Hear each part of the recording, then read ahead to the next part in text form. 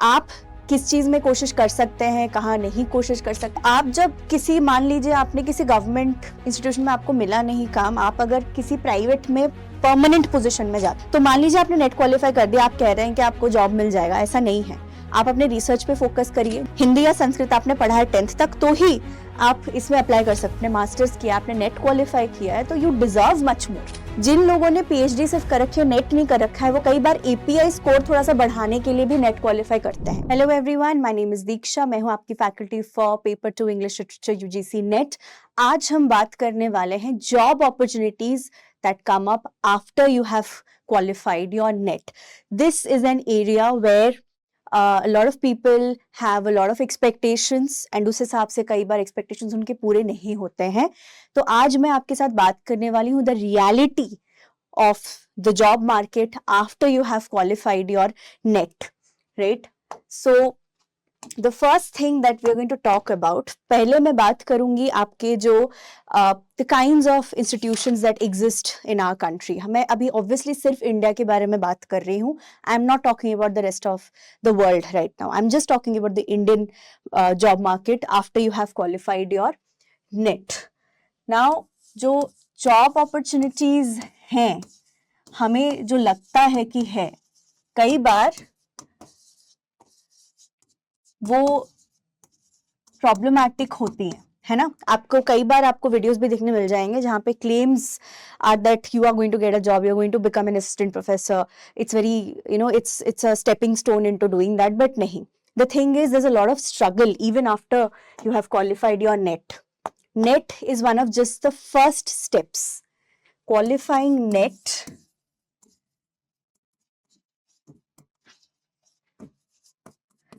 doesn't ensure a job, okay? It just makes you eligible. It just makes you eligible.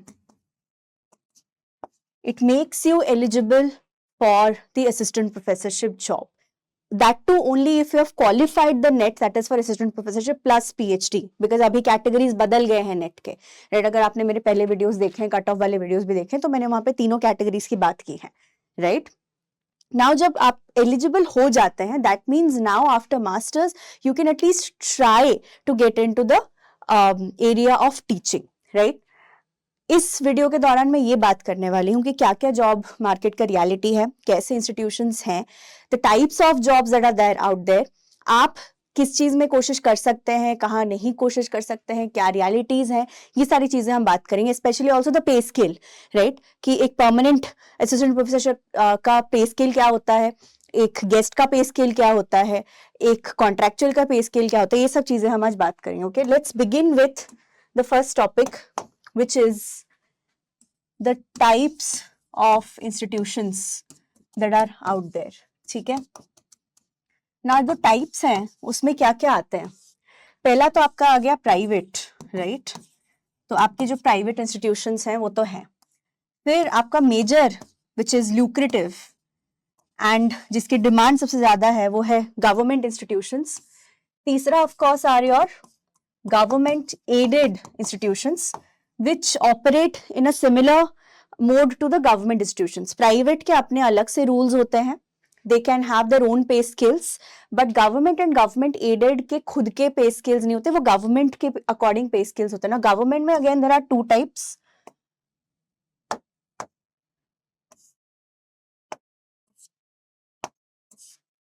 state and central, right? And of course जो आपके union territories है वहां पे central government के ही हैं mostly. Now these are the type of institutions that are open to you now. Private, government, government aided, कई बार यहाँ पे मिनिमम जो एलिजिबिलिटी होती है हर जगह पे आपका MA है, masters, I am just talking about English literature right now, this is also applicable to all the other courses, but masters and NET और अ PhD, राइट? नाउ जो PhD वाला रूल है, जो PhD वाला rule है आपका, उसके बारे में थोड़ा बात करते हैं। जो मिनिमम एलिजिबिलिटी की बात होती है, जब मिनिमम एलिजिबिलिटी की बात होती है, तो the first point that you would see is MA 55% minimum कई बार होता है ये, and this is different for the other categories. There is a relaxation for the other categories plus NET, right? यही होता है the first point. The second point is अगर आपने 2009 से पहले, before 2009, I'll just write it actually. अगर आपने 2009 से पहले PhD कर रखा है, which is I don't think applicable to any of you, but then you are directly exempted from net.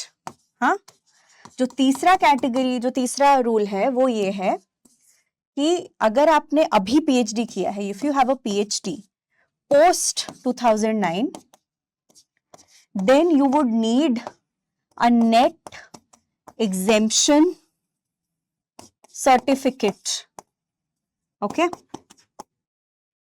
from your university that you have done your PhD from. You would need a net exemption certificate. And fourth जो है, जिन्होंने foreign universities से कर रखा है PhD, foreign universities under 500 rankings तक, वो भी exempted है, वो भी exempted माने जाते हैं. ठीक है? Now this is your minimum eligibility criteria. So all of you who qualify net, now you can apply for assistant professorship. ठीक है? It's the first step. Now हम आ जाते हैं एक बार types of institutions के पास. Now इनमें जो पे स्केल मैंने बोला है ना, इसके बारे में जो पे स्केल है, ये जो पे मैट्रिक्स देते हैं आपको, these two, government and government aided, pay scale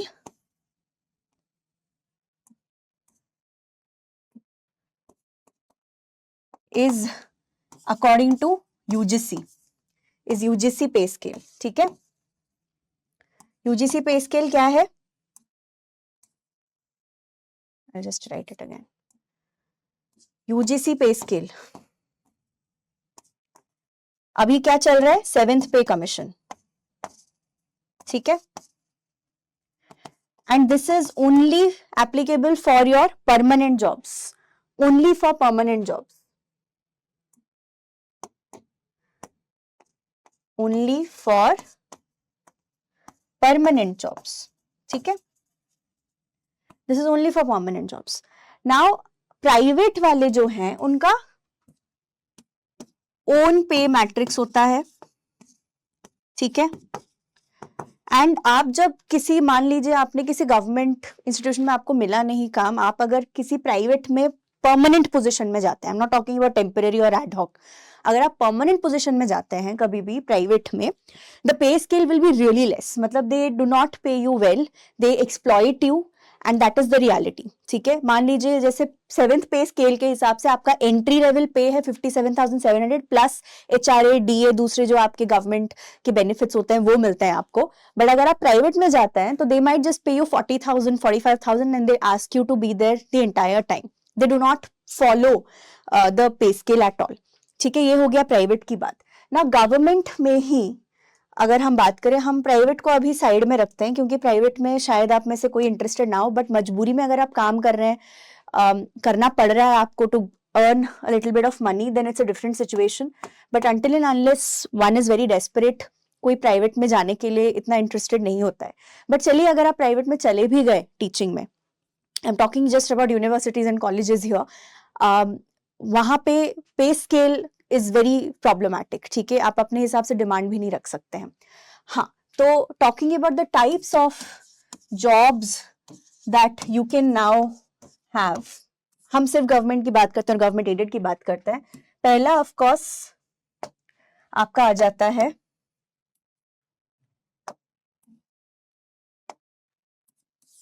permanent position, right? आपके पहले आ जाता है परमानेंट असिस्टेंट प्रोफेसरशिप. ठीक है? The second kind which is ad hoc, that is temporary, और टेम्पररी नहीं माना जाता है. एडहॉक इज बेसिकली कॉन्ट्रैक्चुअल एक फॉर्म का. एडजंक्ट इनको भी पे scale would be the entry level जितना पे स्केल मिलता है 57,700 या उससे ज्यादा मिल सकता है। हम अगर ड्यू की बात करें तो एडहॉक जब तक था, अभी एडहॉक सिस्टम चला गया है, no ad hoc system in DU any more. DU की बात कर रही हूँ मैं सिर्फ, यहाँ दिल्ली यूनिवर्सिटी की, दूसरी यूनिवर्सिटी की बात नहीं कर रही हूँ मैं। एडहॉक सिस्टम को हटाया जा रहा है धीरे धीरे। एनीवे, एडहॉक या एडजंक्ट, इनका पे स्केल यूजुअली वही 57, मतलब बेसिक के ऊपर ही होता है। बेसिक जो आपका एंट्री लेवल है उससे कम नहीं दिया जाता। थर्ड ऑफ कोर्स आपका आ गया गेस्ट फैकल्टी या विजिटिंग फैकल्टी या टेम्पररी। दिस नेचर बेसिकली ये सबसे ज्यादा कॉमन अभी चल रहा है। आपका जो नेचर ऑफ जॉब मार्केट है, the reality is this is the most common form of job that is available right now. Permanent appointments हो रहे हैं, मैं नहीं मना कर रही हूँ कि नहीं हो रहे हैं, but the politics, the kind of recommendations, there's a lot of infighting that is happening. It's not merit based. मैं आपको इतना reality तो बता सकती हूँ। permanent nature of appointments कभी भी merit based नहीं होता है। guest faculty फिर भी आपको मिल जाएगा अगर आप ट्राई करते हैं। if you have merit, you know your stuff, if you know your subject well. Anyway, तो this is the most common. तो इसमें ड्यू में जो है, एक्चुअली यूजीसी में जो रूल है, it is 1500 per hour and जो कैपिंग है आपका, दिस इज 50,000 पर मंथ का कैपिंग है। मतलब आप इससे ज्यादा नहीं कमा सकते। 1500 पर लेक्चर आपको मिलेगा and that would mean 8 lectures per week. इससे ज्यादा आपको मिलेगा नहीं, ठीक है, इससे ज्यादा आपको मिलेगा नहीं। बट इसमें एक प्रॉब्लम क्या है गेस्ट फैकल्टी वाले में, एपीआई में काउंट नहीं होगा, ये not counted in API. API क्या है, हम इसके बारे में बात करेंगे। आपका ये एकेडमिक परफॉर्मेंस इंडेक्स या इंडिकेटर होता है, इसके बारे में हम बाद में बात करेंगे। बट मैं अभी बस आपको एक पॉइंट बता दूं, फिर हम बात करते हैं। Not counted in API, this will might be counted in API अगर आपका, as I said, pay scale के हिसाब से आपको पेमेंट मिल रहा है, तो this might be counted in API. This तो of course is counted in API. और हाँ, आप जब प्राइवेट इंस्टीट्यूशन में अगर परमानेंट नौकरी में भी है और आपका पे स्केल मैच नहीं करता है, तो वो एपीआई में कई बार काउंट नहीं किया जाएगा। Different universities, different colleges have different rules regarding that, तो ये थोड़ा सा आपको देख के चलना पड़ेगा। नाउ हाँ, अगर हम इसके बारे में बात किए, ये तो आपके टाइप्स ऑफ जॉब्स हो गए, ठीक है। अब हम थोड़ा सा बात करते हैं आपका जो सिलेक्शन प्रोसेस है, वो कैसा है। नाउ सेंट्रल यूनिवर्सिटीज में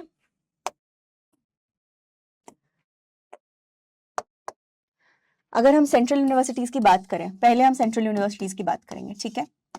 सेंट्रल यूनिवर्सिटीज में मान लीजिए आपका डीयू है, या जो आपके सेंट्रल यूनिवर्सिटी स्टेट में जो है, सेंट्रल यूनिवर्सिटी कर्नाटका या जो स्टेट वाइज है, उड़ीसा हो गया या बंगाल हो गया, जो स्टेट यूनिवर्सिटीज हैं, सेंट्रल यूनिवर्सिटीज हैं, उसमें कैसा है आपका सिलेक्शन प्रोसेस। सीधा आपका एडवर्टाइजमेंट निकलेगा, ठीक है, नंबर ऑफ पोजीशंस निकलेंगे, फिर शॉर्ट लिस्टिंग होगी, फिर होता है short listing,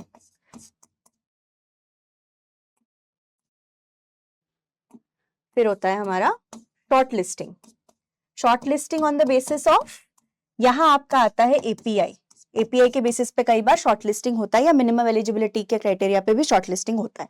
as I said, वो डिपेंड करता है यूनिवर्सिटी पे कि वो क्या अप्लाई करना चाहते हैं। फिर आपका लास्ट प्रोसेस जो है वो आपका आता है इंटरव्यू, ठीक है।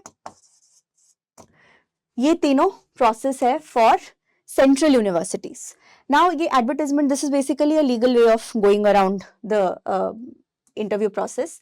सो जो शॉर्ट लिस्टिंग है, एपीआई स्कोर है, इसके बारे में हम थोड़ा सा भी बात करेंगे। ना, यूनिवर्सिटीज का एपीआई स्कोर अलग होता है। अगर यूनिवर्सिटी के अंडर कॉलेजेस है, फॉर एग्जाम्पल अगर मैं डीयू को यहाँ एग्जाम्पल के तौर पे लूंगी, डीयू की बात करें तो डीयू का जो डिपार्टमेंट लेवल है उसमें थोड़ा सा अलग है। डिपार्टमेंट लेवल पे भी हायरिंग होती है एंड कॉलेज लेवल पे भी हायरिंग होती है। ये सारे यूनिवर्सिटीज में नहीं होता है, बट कुछ कुछ यूनिवर्सिटीज जिनके अंडर बेसिकली अफिलिएटेड कॉलेजेस में जब रिक्रूटमेंट होता है उसके लिए एपीआई का अलग होता है, और जब मेन डिपार्टमेंट में होता है, मान लीजिए बीएचयू का खुद का एक यूनिवर्सिटी, उसके अंडर अफिलिएटेड कॉलेजेस हैं, तो अफिलिएटेड कॉलेजेस में अलग से होगा एपीआई, और आपके जो डिपार्टमेंट में वहां अलग से होगा एपीआई ना। जब हम एपीआई की बात करें, आपको एग्जाम्पल के तौर पर मैं एक ड्यू के कॉलेजेस में कैसे क्या स्कोर जाता है वो मैं आपको बता देना चाहती हूँ।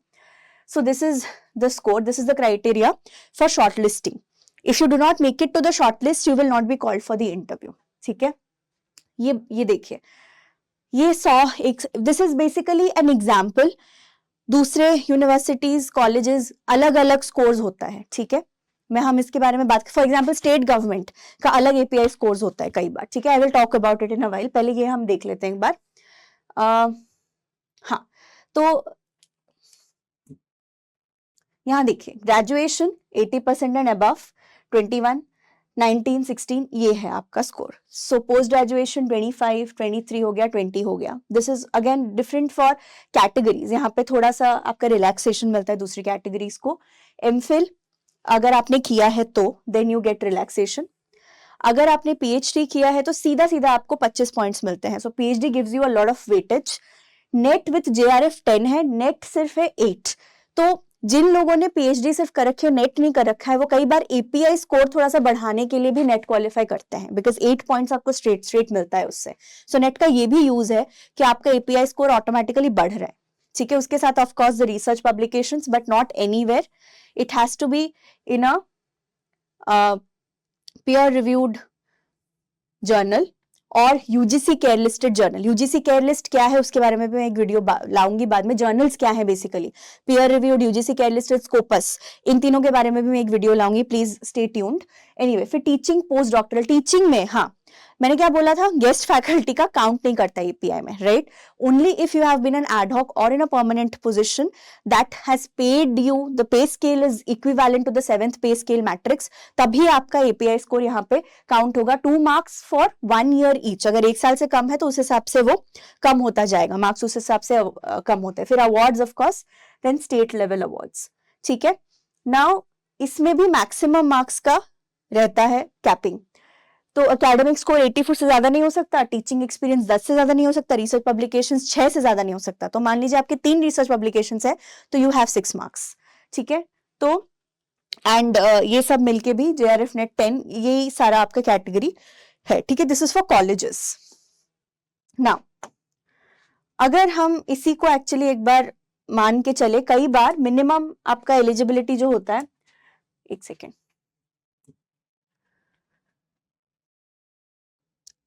एक बार हम एक सैंपल के तौर पे अगर मैं आपको एपीआई स्कोर कैलकुलेट करके दिखाती हूँ, ठीक है।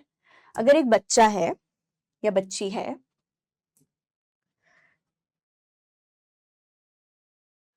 जिसको मान लीजिए, 1 सेकेंड, हाँ, जिसको मान लीजिए ग्रेजुएशन में, ठीक है, you have got 80% and above, graduation में बहुत मुश्किल होता है इंग्लिश लिटरेचर में, ठीक है। 60% to 80%, कई लोग फर्स्ट डिवीजन अगर आप लाते हैं तो आपका हो गया यहाँ पे 19, ठीक है। पोस्ट ग्रेजुएशन में अगेन 60% एंड अबव हो गया 23, ठीक है।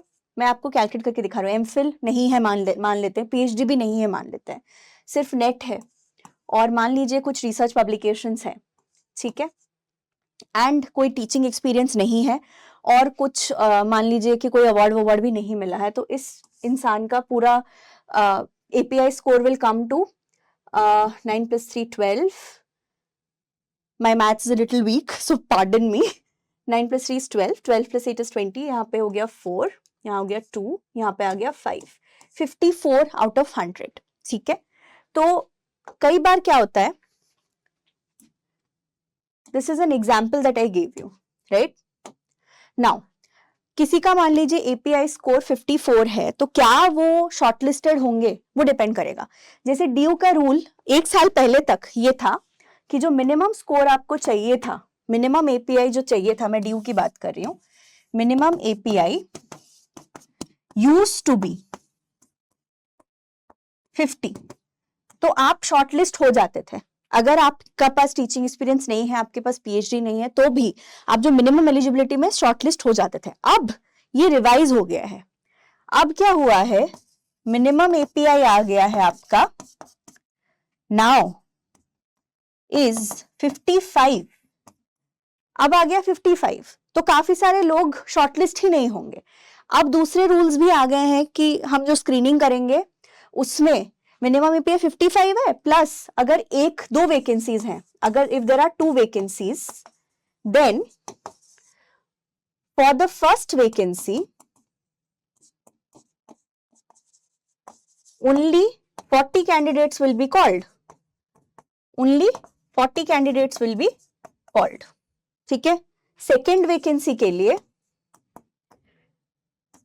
20 कैंडिडेट्स को बुलाया जाएगा, ठीक है। तो यहाँ पे शॉर्टलिस्टिंग बहुत कम हो गया। जो पहले एक साल पहले तक, जो एक साल एग्जैक्टली नहीं, कुछ महीने पहले, 6 मंथ्स पहले जब 50 हुआ करता था, तो lot of candidates could at least go and appear for the interview, वो अभी चेंज हो गया है। So selection process is a very volatile process माना जाता है इसको, मैं कहूंगी इसको वॉलेटाइल प्रोसेस है, स्पेशली फॉर परमानेंट अपॉइंटमेंट्स। बहुत सारे फैक्टर्स हैं जो इसको अफेक्ट करता है। तो मान लीजिए आपने नेट क्वालिफाई कर दिया, आप कह रहे हैं कि आपको जॉब मिल जाएगा, ऐसा नहीं है। आप अपने रिसर्च पे फोकस करिए जब तक आपको जॉब नहीं मिलता। अगर आपको टीचिंग एक्सपीरियंस गेन करना है, you have to start somewhere, right? So do start teaching as a guest. It's not a bad thing to start teaching as a guest faculty, because आजकल के जॉब मार्केट में guest is not a bad thing. जो available है उसको आप ले लीजिए। School teaching में मत जाइएगा, बिकॉज स्कूल टीचिंग एक अलग टाइप का टीचिंग है, वो पेडागोजी अलग है। कॉलेज टीचिंग या यूनिवर्सिटी टीचिंग एक अलग तरीके का होता है। तो आप शुरुआत करने के लिए you have to start somewhere, right? So once you qualify NET, start applying everywhere. Do not be choosy, you cannot afford to be choosy in the current job market. I am being very honest with you here. ठीक है, पहला हो गया आपका central universities, हमने बात की है। अब हम बात करेंगे आपके स्टेट यूनिवर्सिटीज की, ठीक है। जैसे सबसे रीसेंट जो आपका आया था, काफी सारे वैकेंसीज हैं, माइंड यू, काफी सारे वैकेंसीज हैं, पर निकलते बहुत कम है एडवर्टाइजमेंट, ठीक है। स्टेट यूनिवर्सिटीज में जैसे फॉर एग्जाम्पल आपका सबसे अभी रिसेंट था हरियाणा पब्लिक सर्विस कमीशन, हाँ। फिर आपका आ जाता है राजस्थान पब्लिक सर्विस कमीशन, ठीक है। आरपीएससी, एसएससी जो भी है, राजस्थान हो गया। ओडिशा आ गया, ओडिशा पब्लिक सर्विस कमीशन, ठीक है। उत्तराखंड आ गया, उत्तराखंड का भी है UK public service commission. Forget the short form, शायद मैं गलत लिख रही हूँ, बट मैं आपको बताना चाह रही हूँ कि जो स्टेट यूनिवर्सिटीज हैं उनमें रूल्स अलग है। फॉर एग्जाम्पल यहाँ पे भी उन्होंने एपीआई के थ्रू ही शॉर्टलिस्टिंग किया था, ठीक है। यहाँ पे एपीआई के थ्रू शॉर्टलिस्टिंग, ठीक है, एंड देन इंटरव्यू सीधा। राजस्थान में एंट्रेंस है proper, irrespective of the fact that you have qualified net. Net है नहीं है, आप अप्लाई कर सकते हो अगर आपका नेट है। नेट हो ना हो, आपको एंट्रेंस देना पड़ेगा। ऑफकोर्स एंट्रेंस प्लस नेट, मतलब मिनिमम है ये, ठीक है। एंट्रेंस देना पड़ेगा, आपका नेट क्वालिफाई है तो भी। ओपीएससी में नेट ऑफकोर्स मिनिमम एलिजिबिलिटी जो है वो, प्लस इनका भी मेरिट बेस्ड है। ओडिशा की बात कर रही हूं मैं, ये भी मेरिट बेस्ड है, ठीक है, मेरिट बेस्ड। उसी पे शॉर्टलिस्टिंग होगा, फिर इंटरव्यू होगा। ये उत्तराखंड का भी ये था कि यहाँ पे भी शायद सिर्फ सीधा स्कोरिंग था, एपीआई था, scoring plus shortlisting.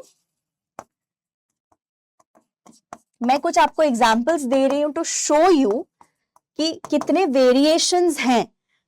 It's not a singular, it's not a homogenised process, ठीक है। इट्स अ वेरिएशन की ऐसे ऐसे होती है रिक्रूटमेंट। अच्छा, एक चीज और, ओडिशा हो गया या कुछ कुछ स्टेट्स हैं जिनके अपने लैंग्वेजेस हैं, they have a clause where if you do not know, this is an added thing, उनका लैंग्वेज, फॉर एग्जाम्पल आपको ओडिशा में ओडिया आना चाहिए लैंग्वेज, कितना तक, 10th स्टैंडर्ड तक, 10th स्टैंडर्ड मिनिमम आपने पढ़ा है, और आपको एक ओडिया लैंग्वेज का सर्टिफिकेट कोर्स करना पड़ेगा to be eligible to apply for OPSC. ये क्यों है? बिकॉज आप उनके इंटीरियर, रूरल, सबर्बन कॉलेजेस में भी जाके पढ़ाएंगे, तो आपको वहां का लैंग्वेज आना जरूरी है, अदरवाइज कम्युनिकेशन विल फेल। ये आपका यूपीएससी में एप्लीकेबल नहीं होता है कई बार, बट आपके जो पब्लिक सर्विस कमीशन खुद के स्टेट्स के होते हैं, they mostly insist on knowing the language. For example Haryana में आपका था हिंदी या संस्कृत आपने पढ़ा है 10th तक, हिंदी या संस्कृत आपने पढ़ा है 10th तक, तो ही आप इसमें अप्लाई कर सकते हैं। For example I have studied Hindi till 7th, उसके बाद मैंने अपना मदर लैंग्वेज लिया था, so I will not be eligible to apply. So this you have to be very careful with कि कहाँ कौन से लैंग्वेज का भी जो एलिजिबिलिटी है वो देख के ही अप्लाई करें, आप अपना टाइम वेस्ट ना करें, ठीक है। Added clause of language eligibility, ठीक है। तो ये हो गया आपका स्टेट यूनिवर्सिटीज एंड आपके सेंट्रल यूनिवर्सिटीज, ठीक है। अगर हम बात करें आपकी जो सेट है, या हाँ, आपका तीसरा जो मैं बात करना चाहती हूँ, this is a different category, ये गवर्नमेंट ही है, but this is your IITs and NITs, ठीक है। आपका आईआईटीज और एनआईटीज, आईआईटीज और एनआईटीज में net plus PhD, PhD is mandatory here, ठीक है। ये मैं आपको बता दूं, पीएचडी इज मैंडेटरी। अगर आपके पास नेट है या सेट है, सॉरी, फिर आपके पास अगर नेट तो है ही, प्लस नेट और सेट, ठीक है, प्लस ऑफ कोर्स अगर आपके पास गेट है, it's an added advantage, but PhD is mandatory for IITs और एनआईटीज। वहां रिक्रूटमेंट होती है, एडजंक्ट फैकल्टी की भी होती है, परमानेंट की भी होती है, बिकॉज ह्यूमैनिटीज ना आजकल हमारे देश में एक अच्छा, एक पॉजिटिव जो इम्पैक्ट है वो ये है कि सारे universities irrespective of the fact whether they are just teaching, engineering, medical, जो भी है, इन जगहों पे भी ह्यूमैनिटीज के डिपार्टमेंट आना और डेवलप होना शुरू हुआ है, right. So there is an influx of humanities departments, ठीक है। So that is one good thing कि जॉब्स क्रिएट होंगी, may be not according to what you want, जैसे गवर्नमेंट जॉब है तो आपको शायद प्राइवेट में शुरू करना पड़े, but if you are actually very passionate about teaching, आपने नेट क्लियर किया है, आपने मास्टर्स किया है and you are passionate about teaching, then please please be very careful and आप चूजी, एज आई सेड, आप चूजी नहीं बन सकते, ठीक है ना। यहाँ पे आईआईटीज एंड एनआईटीज में ये है, ठीक है। और ये एक पॉजिटिव चीज है कि जो अपकमिंग यूनिवर्सिटीज भी हैं, एंड प्राइवेटाइजेशन तो हो ही रहा है काफी हद तक, इनफैक्ट डीयू में भी वही थोड़ा सा चल रहा है कि प्राइवेटाइजेशन होगा, ये होगा, वो होगा, यही रियलिटी है। तो whatever is coming your way as a starting point, grab it, grab the opportunity, ठीक है, grab the opportunity if it's coming your way, ठीक है। अगर फॉर एग्जाम्पल मैं यहाँ कोचिंग इंस्टीट्यूट में पढ़ा रही हूँ, if you are passionate about that as well, you can try your hand at that. कुछ भी रोकना नहीं चाहिए, अल्टीमेटली आपको साथ साथ में with your teaching as an academician, आप एक एकेडमिक हैं, आप एक एकेडमिशियन, आप एक एजुकेटर हैं, आपका काम है टीचिंग, ठीक है। This is your long term goal plus research. ये मैंने आपको जो बताए हैं job opportunities, this is only pertaining to NET, but as a masters in English student, English literature में आपने मास्टर्स किया है, तो आपके पास दूसरे बहुत अपॉर्चुनिटीज हैं, रिसर्च फील्ड में अपॉर्चुनिटीज हैं आपके पास एडिटिंग फील्ड में भी अपॉर्चुनिटीज हैं, कंटेंट राइटिंग फील्ड में अपॉर्चुनिटीज है। AI can not come and take your jobs away, this much I can guarantee you, ठीक है। ये जो टीचिंग है, एडिटिंग है, ये सारी चीजें हमेशा ओपन रहेंगी। So do not restrict your self to one goal, okay, having backup is also important, ठीक है। ये आपका लॉन्ग टर्म गोल है, and always have some kind of a backup, इसी फील्ड में बैकअप चाहिए, ठीक है, इसी फील्ड में बैकअप करना चाहिए, but you should be aware of the reality of the world, because unemployment is high, we are not denying that, ठीक है. I have seen students working in certain colleges अपने home town में, rural, suburban, even urban spaces में at 30,000, 20,000 में full time वो लोग पढ़ा रहे हैं, ठीक है. सो ये एक्सप्लॉयटेशन है. I am not saying that you go and do that. आप अगर मजबूरी नहीं है, कोई फाइनेंशियल क्रंच नहीं है आपको, तो नहीं करना चाहिए. You should of course demand money according to your worth. आपने मास्टर्स किया, आपने नेट क्वालिफाई किया है, तो यू डिजर्व मच मोर, ठीक है. बट स्टार्टिंग पॉइंट के हिसाब से आप गवर्नमेंट और government aided colleges and universities को ही टारगेट करिएगा. मैं कहूंगी कि आप प्राइवेट से थोड़ा दूर ही रहिएगा, because of, as I said, the level of exploitation. अगर, but there are also universities private में भी who are paying UGC scale. ये पता करके ही आप इंटरव्यू में जाइएगा. अगर आप इंटरव्यू में जाते हैं, बैठते हैं, तो मेक श्योर दैट पे इज नॉट टू लेस.